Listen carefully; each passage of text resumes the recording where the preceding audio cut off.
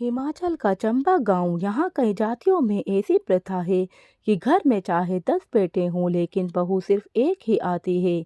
यह रिवाज इसलिए है क्योंकि घर में प्रॉपर्टी के लिए लड़ाई झगड़े ना हो और सुख शांति बनी रहे। इस प्रथा के चलते एक लड़की मंजू का रिश्ता उसके बड़े भाई ने दूसरे गांव के परिवार में तय कर दिया। इस गांव के समाज में यह प्रथा सदियों से चली आ रही थी। एक बहू लाते हैं और घर के सब बेटे उसे अपनी पत्नी बनाते हैं। जैसे सांझा चूल्हा होता है, ठीक उसी तरह सांझी पत्नी का चलन है। मंजू का रिश्ता जहाँ तय हुआ, वह बहुत ही बड़े धनवान परिवार के लड़कों के साथ में था। वे 9 भाई थे। मंजू इस शादी के लिए तैयार नहीं थी, लेकिन उसकी जाति समाज का यही नियम रीति प्रथा होने की वजह से मंजू कुछ नहीं कर पाई। उसके अपने घर में 4 भाई थे, जिनकी शादी भी एक ही लड़की से कर लाए थे। उसके मम्मी पापा ने, भाभी ने भी मंजू को समझाया कि शुरू शुरू में काफ़ी दिक्कत होती है, लेकिन बाद में आदत पड़ जाती है, इसलिए फिक्र मत करना। मंजू ने कहा, मेरे 2 4 भाई हैं, इसलिए तुम किसी तरह एडजस्ट कर लेती हो, लेकिन मेरे ससुराल में तो 9 लड़के हैं, यानी मेरे 9 पति। मैं कैसे बर्दाश्त कर पाऊंगी। भाभी ने भी दुख जताया। पर इसमें हम लड़कियां कर ही क्या सकती हैं। यह तो सदियों पुरानी प्रथा चली आई है। अपनी तो दादी नानी परदादी तर नानी तक ने सब ने यही निभाया है। अफसोस और डर के चलते मंजू शादी के दिन तक दुखी रही। उसे रात भर नींद नहीं आती थी, यह सोचकर कि 9 पतियों को कैसे संभालेगी।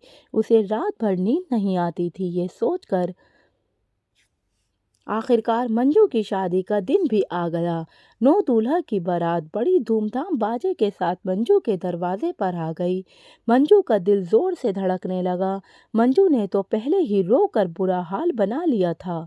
बारात आने पर 9 वरमाला 9 दूल्हों को पहनाई। फिर सब दूल्हों ने मधुमाला मंजू को पहनाई। फिर शादी की रस्म में 9 दूल्हों ने मंजू की मांग 9 बार भरी और 9 लड़ियों वाली एक मंगलसूत्र उन्होंने मंजू को पहनाया।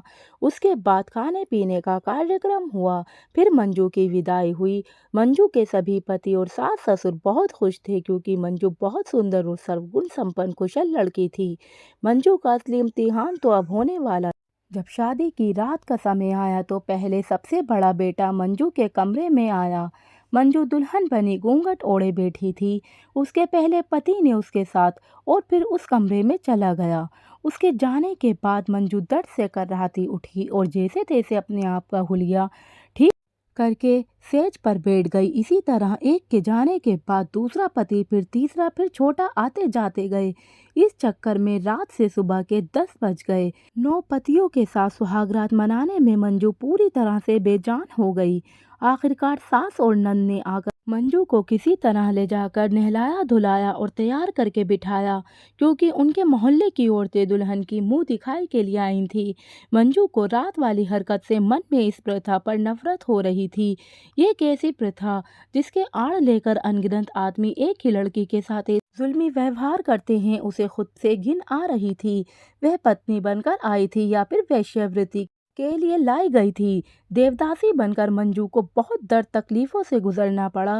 रोज रात भर उसे बुरी तरह मसला जाता रहा। उसने अपनी मम्मी को फ़ोन करके अपनी समस्या बताई तो मम्मी ने समधन से फ़ोन पर बात की और यह निष्कर्ष निकाला कि आपसे एक रात में एक ही पति उसके साथ रहेगा, मतलब सप्ताह के हिसाब से अलग अलग पति रोज़ आएंगे। बाकी जो दिनों सबसे छोटे भाई थे उनके लिए सप्ताह में दोपहर का समय तय किया गया। अब मंजू की ज़िंदगी थोड़ी आसान हुई और उसका जख्म, दर्द और कमज़ोरी परेशानी काफ़ी हद तक कम हो गई। एक दिन मंजू अपने मायके मिलने गई तो अपने पापा से कहा कि वह ससुराल वापस नहीं जाएगी।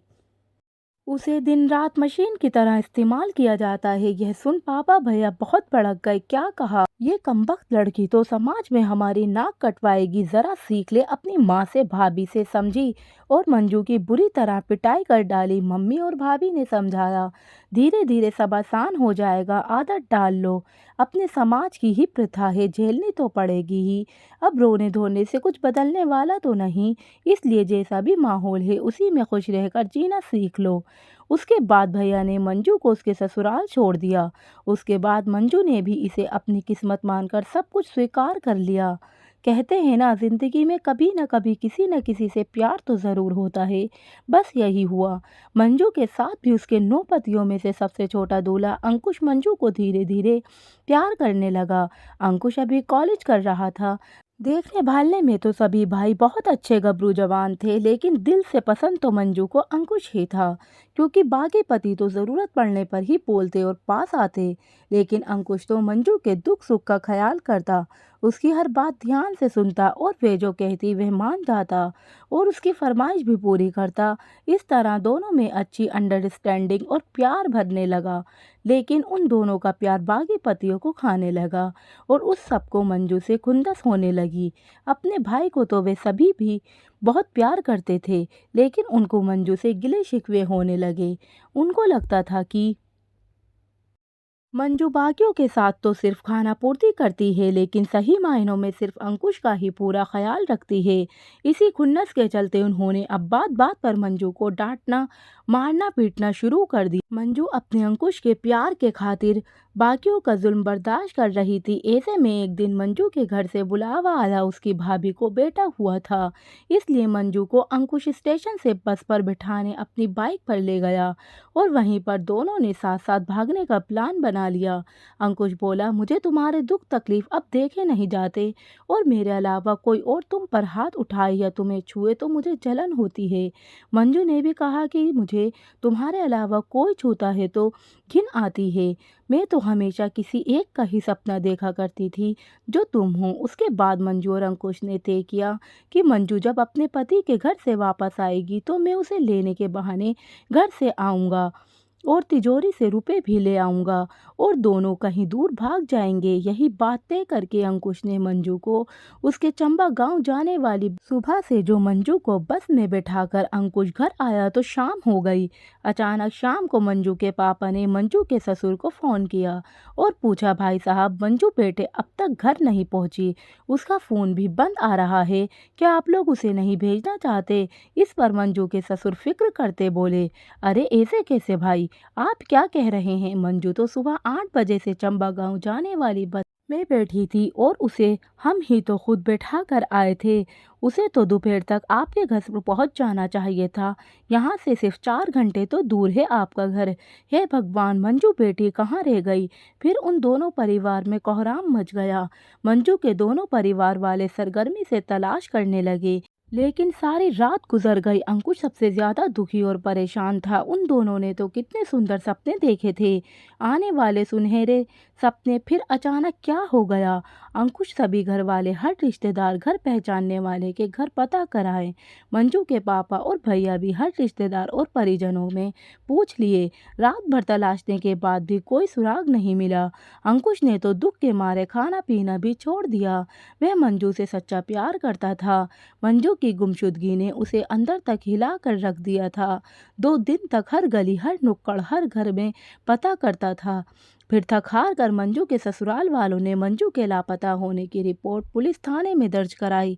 पुलिस भी मंजू की तस्वीर लेकर हर चौकी में पता लगाने में लग गई और सबसे कहा, किसी को भी पता चले तो वह तुरंत सूचित करे। मंजू के ससुर ने ढूंढ कर लाने वाले को 50,000 का इनाम भी घोषित करवा दिया।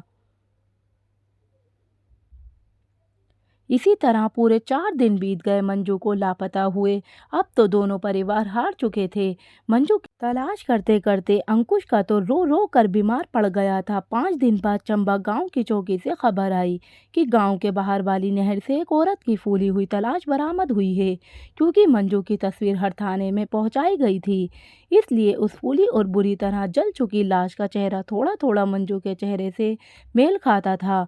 इसलिए पुलिस ने तुरंत मंजू के पापा और ससुर दोनों को फोन करके बुलाया।